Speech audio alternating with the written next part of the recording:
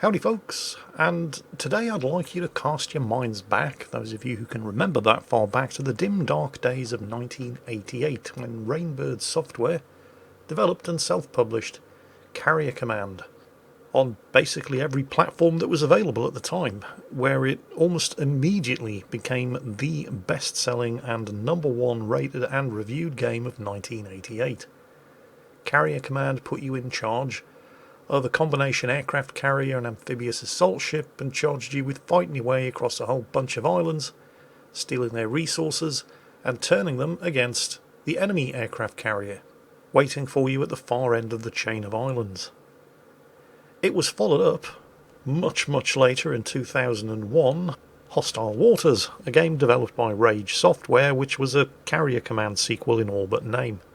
Despite being a fairly good game, Hostile Waters didn't do too well, possibly because at the time every games developer was desperately trying to shovel 3D into their games, as a result of the rising popularity of the Voodoo FX graphics cards, as a result of which just about every game that came out in 2001 with 3D all had the same lens flare and the same brown colour palette, which was a shame because Hostile Waters wasn't bad.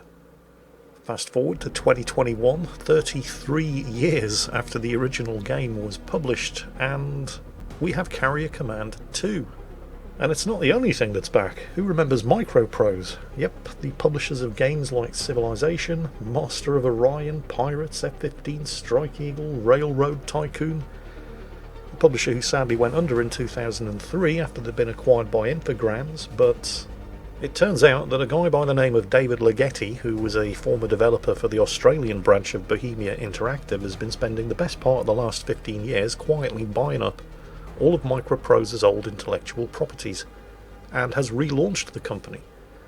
And one of their first games is going to be the brand new, all-singing, all-dancing Carrier Command 2.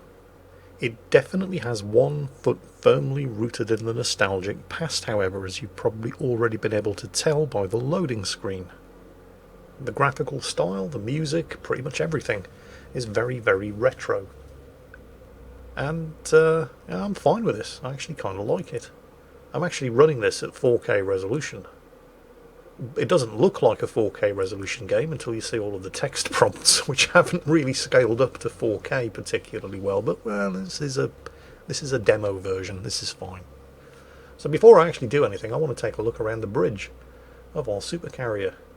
We seem to be on a slipway of some kind, ready to be launched.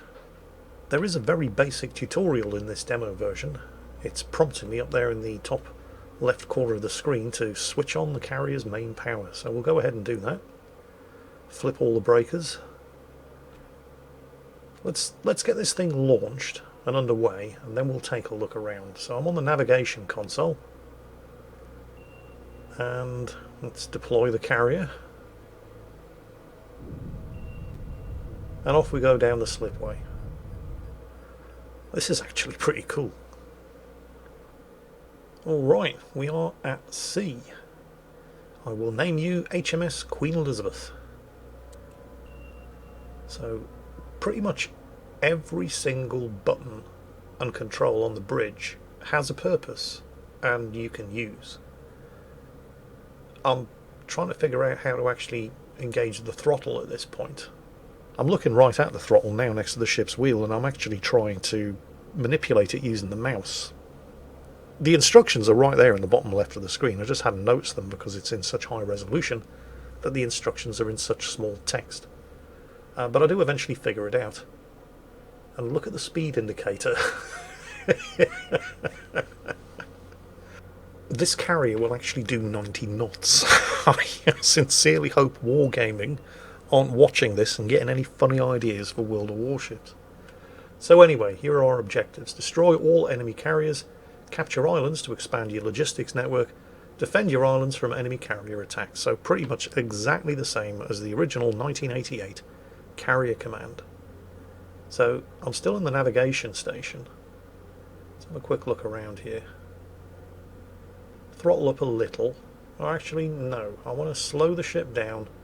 And before I do anything else, I want to take a look around and see just how extensively they have actually modelled this carrier. This station seems to control the carrier's defences. There's a big plotting table there in the middle. See where this hatch... Oh, it's the bridge wings. Okay. It looks like they have actually modelled the interior of the island as well. And there's the aft end of the ship. Is that a torpedo launcher? Oh, right click zooms your view. That is a torpedo launcher. What do we have over here other than the flight deck and the flight deck elevator? Surface to air missile launchers. They actually look like rapiers. It's a very retro design choice. There's the slipway that we launched from. One deck down from the bridge inside the island, making sure to shut the external hatches behind us. We have what looks like the captain's stateroom. Opposite, what looks like the captain's pantry. Yeah, this is all pretty accurate actually. What's this? Officer's cabin by the look of it. And another officer's cabin. Alright. Let's keep going. Oh, what? Oh, right, should have probably turned the lights on. But the fact that you can is pretty cool. What's this? Is that an elevator? That is an elevator. Ooh. Yeah, we'll use the elevator. Let's have a look. 1, 2, 3, 4, 5, 6. Look, we've got 7 decks. Well, after using a combination of the elevator and various different hatches and ladders, I've ended up on the flight deck. So let's take a look around. Radar there. Looks suspiciously like a Type 909 radome. And that looks like either a 4.5 or 5-inch deck gun. Now that would be completely automated. There'll be no crew in that. There's the bridge and the island. And the gun would be controlled by a fire control computer that would be capable of effectively simulating an entire artillery battery by staggering the angle at which it fired shots in order to ensure that it could get, for example, a barrage of 4 shots off, which would all land on target at the same time. Over here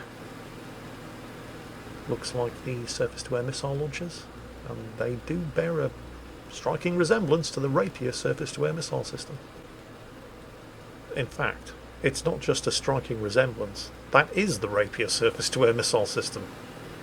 I mean, I hope not, because that thing was introduced into service in 1971, although it has seen updates. It is still in service with the British Army. It was used during the Falklands, for example, where it didn't do particularly well. Flight deck elevator back there. Meanwhile, below decks, we have, well, what's not just the hangar. I mean, it is the hangar. You can see the flight deck elevator over there on the left, but we also have an amphibious launch bay out the back of the ship. And here are our, at first at least, 2 drones. Seem to be on with a combination of missiles, cannon, optical tracking systems. Huh. Right, I suppose we should actually... Whoa, hang on a second. The ship's listing an awful lot here. More than is realistic. I mean, it's listing a lot. If there were any aircraft on the flight deck, they'd be slipping off. Alright, let's get back to the bridge and actually, you know, play the game.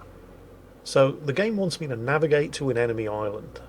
Whoa, look at the swell out there. Yeah, that's not terribly realistic.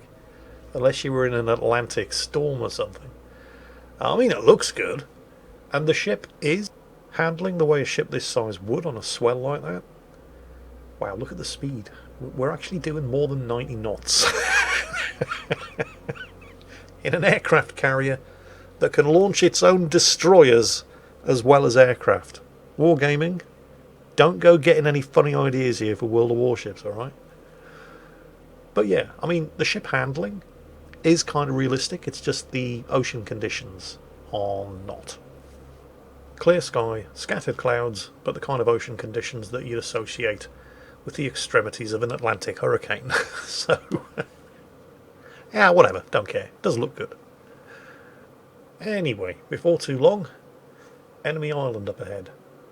By the way, if you're wondering what that red circle display is with the rotating line in it. That's my sonar. There it is. It's measuring the depth under the keel. We're in open water at the moment, so nothing to worry about. Now, I don't know what's going to happen when I get near this enemy island, so I am feeling a little apprehensive at this point. No idea what sort of defences we're going to run into. Although this is like a starting tutorial island, so I'm not expecting too much. So, we have arrived. Now what? Aha. Over to the weapons station. The game has been set up in such a way that one person can control everything. One person can control the entire carrier, which was the same as in the original game, although back in 1988 multiplayer options weren't a thing. So, okay. I've got control of the camera system on top of the island. We've taken manual control, so I need to get this stabilised and then observe targets. We have targets. Mouse wheel controls the zoom level. I have no idea what those are, but I suspect that they're not going to be happy that I'm here, and I'm probably going to end up having to shoot at them, and I'm fine with that. Right, sure enough, now that I've identified the targets, it wants me to switch to the carrier's gun system. Yes, Akazuki, we're going to be going shooty shooty. 4.5 inch gun, 5 rounds, 5 for effect. Daka, daka, daka. There it goes. Now that seems to have knocked out at least some of the ground targets, although I've lost sight of the others. Okay, rounds complete. That should make things substantially easier for our amphibious forces, which is what we're going to take care of next. We're going to launch our seals. The seal is basically, well, it's basically a chassis upon which you can slap any number of different weapon systems, although at the moment I've only got a choice of 2.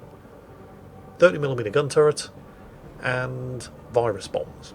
And the virus bombs are what you use to take over the control centre on each island and turn its resource production facilities over to you. So we're going to go ahead and get these seals launched. Once your seals have deployed, and there's the one with the virus bots, they just sit there until you tell them to do something, which seems perfectly reasonable, so we're going to go ahead and give them waypoints by just clicking and dragging them to where you want them to go. And they will quite happily just go and do what you tell them to do.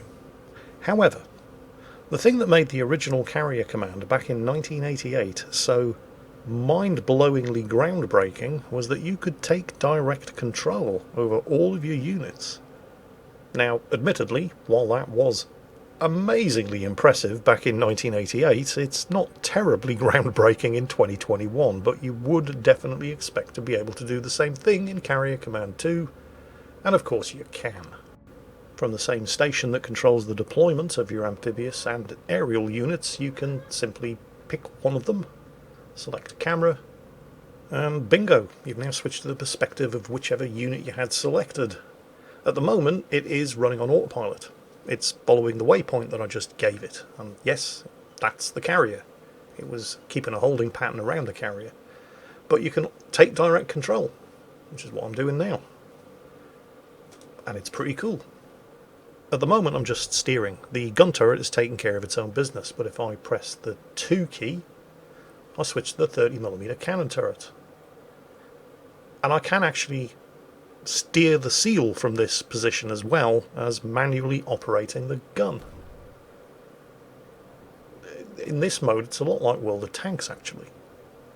A few minutes later, I make it onto the beach. And before too long, I run into some contact. Some of those units that we didn't take out with the deck gun earlier are still moseying around, looking for trouble. Now, I can engage them with the Seal's 30mm autocannon, but I've no idea how much damage I'm actually doing. And then it occurred to me, since I've now identified and locked onto a target with the Seal, can I call in additional naval gunfire support? And you can. You can't do it directly from the Seal, or at least if you can, I haven't figured out how to do it. but I can leave the seal to its own devices and it will quite happily take over with the automatic systems. Head back to the carrier, switch to the carrier weapons station. There it is. Switch to manual control of the deck gun. Okay, there's my seal. There's another one of my seals. Oh, there we go. Right, let's get some rounds on target. Shots out. Rounds complete.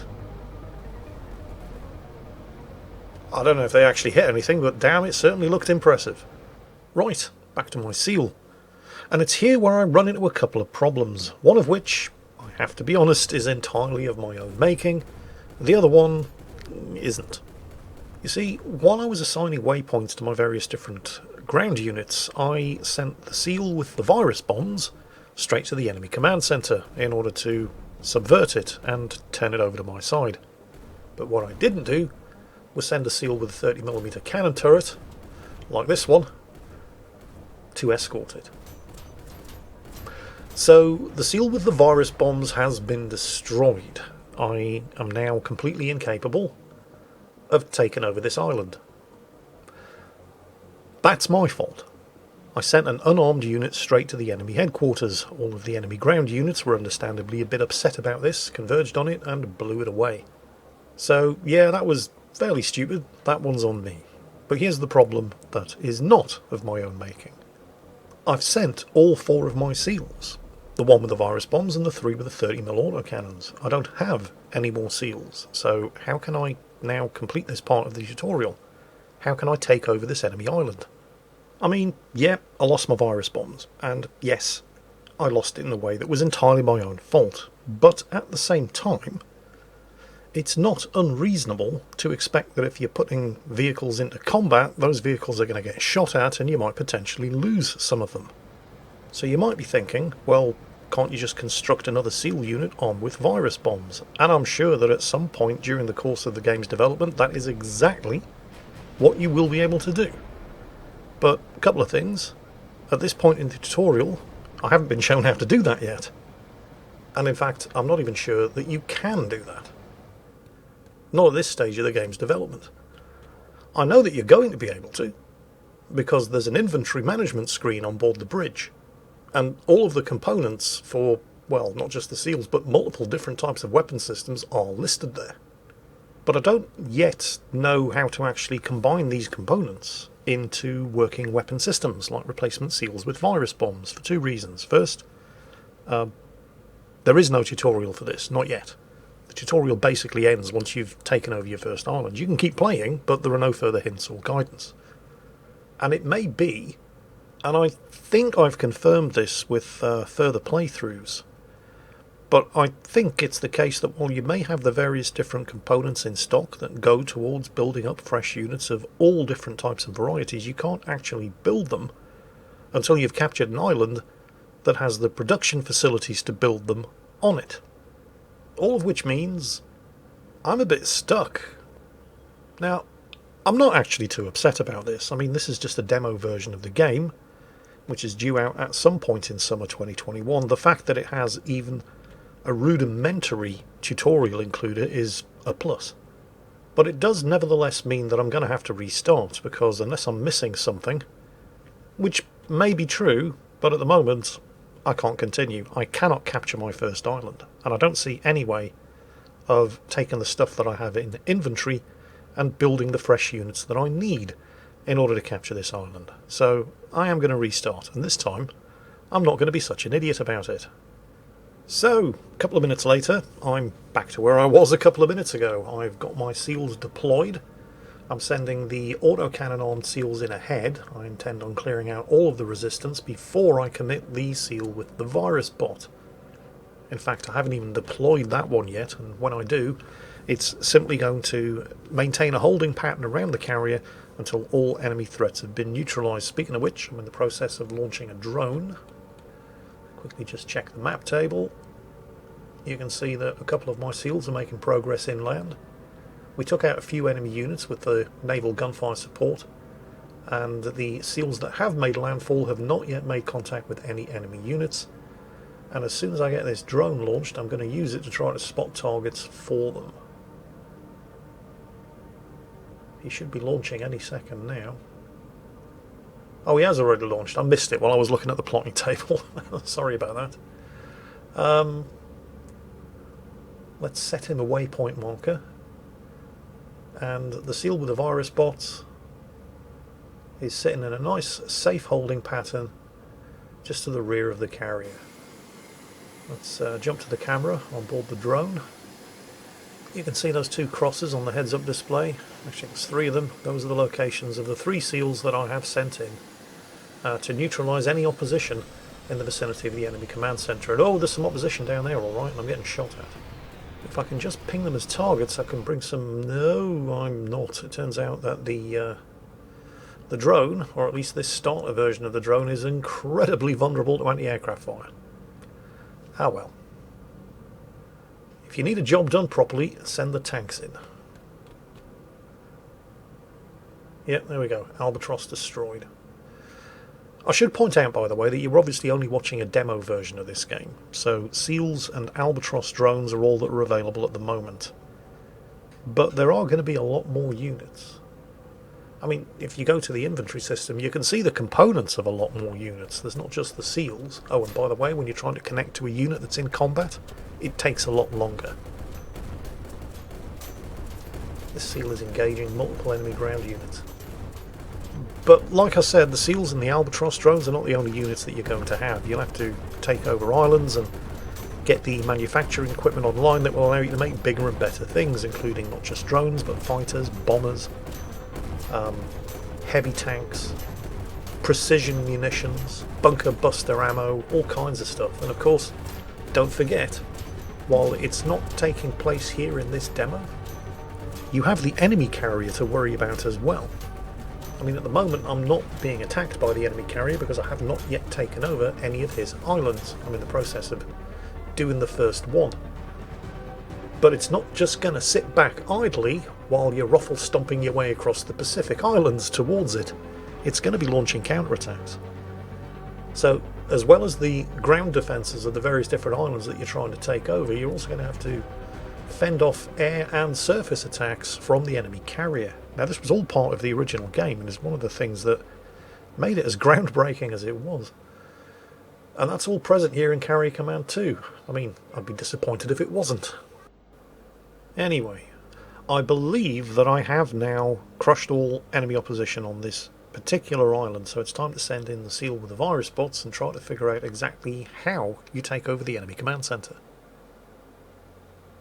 So, at the moment I have manual control of the vehicle. I've switched to manual control of the virus bots. Is that it? Seems to be... Oh yeah, wait, there's a percentage. There it is. Something's happening. So you just apparently just have to get close to the enemy command centre and then fire the virus bots at it. And sure enough, within a couple of minutes, the icon on the command centre stops flashing blue-red, and there it is. We have taken over our first island. So what does this island do? Because controlling the islands themselves is meaningless. It's the production centres on the islands. There we go, island captured. Large munitions production facility. Hooray! I can now make really big bombs. I can't build anything to put those big bombs onto. But, well, you know, baby steps. We'll get there. I have no doubt that when I've taken all 3 of the islands in this map, between the 3 of them I will have conquered production centres capable of building a new unit for me to take into the next map, once I've managed to neutralise the enemy carrier on this map, that is. I do have one remaining concern, however, because I sent 4 SEALs in originally, one of which was unarmed because it had the virus bombs, and one of which took a real good kicking neutralising those last remaining enemy ground units. So I have another 2 islands to go, and then the carrier on this map, and at the moment, instead of having 4 SEALs, this one is so badly damaged that I pretty much have 3.1. So while I cannot yet construct any fresh units, can I at least repair the ones that I have So I've sent this seal back to the carrier. It just climbed up the boarding ramp at the back of the amphibious bay, and it's reversing itself into its parking spot. Is it going to repair and rearm automatically? Oh, it's rearming. You can see the ammo count going up, and the hit point bar is climbing as well. Okay, so as long as I don't lose anything, at least on this first map, I'm always going to have the 4 seals. Okay, I lost one of the albatrosses because I was careless with it, but as long as I'm careful with the seals, I should be able to conquer all 3 islands in this particular map until I've got the facilities required to build more. As long as I don't lose any, I can recover and repair them. So it's challenging, but it's definitely not impossible. Now, I am speculating here because this is all outside of the scope of the demo version that I had to play, but since this is a sequel to Carrier Command, I expect that you'll start off on the first couple of islands with basic drones and surface units. You'll conquer production facilities which will allow you to construct bigger and better units which will be necessary, or if not necessary, then at least desired in order to assist you beating the enemy facilities on each map as it gets harder and harder. You all know how this sort of thing works. What I've seen so far seems very stable, very smooth. It all seems to work as you'd expect it to. There may be systems like actually constructing fresh units which aren't in place yet in this demo version, but it is just a demo version. And while the tutorial in this demo is kind of basic, it does get the job done, even if it doesn't manage to, how can I put this, anticipate just exactly how stupid players can be.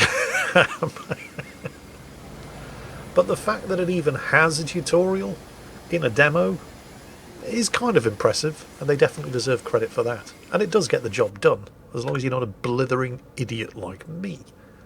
So that was the Carrier Command 2 demo from the newly resurrected MicroPros. I didn't get paid to do this. This is not a sponsored video, although I did get free access to this press demo version of the game. Hopefully I've given you enough information and a taste of the scope of the game that you'll be able to make your own mind up as to whether or not you think you might enjoy this. But it does look pretty good. It seems solid, stable. It looks like it's going to have a surprising amount of depth and complexity, and I particularly do love the way they've managed to make it look retro without actually being retro. They've managed to make it look retro and modern at the same time, and I kind of like that. And hopefully you do too, because it's going to be available at some point during this summer. Don't know exactly when, but you can always check the Steam page or add it to your wish list if you like the look of it, and be alerted as to exactly when it's going to go on sale. I hope you've enjoyed today's video. As always, take care, stay safe, and I'll catch you next time.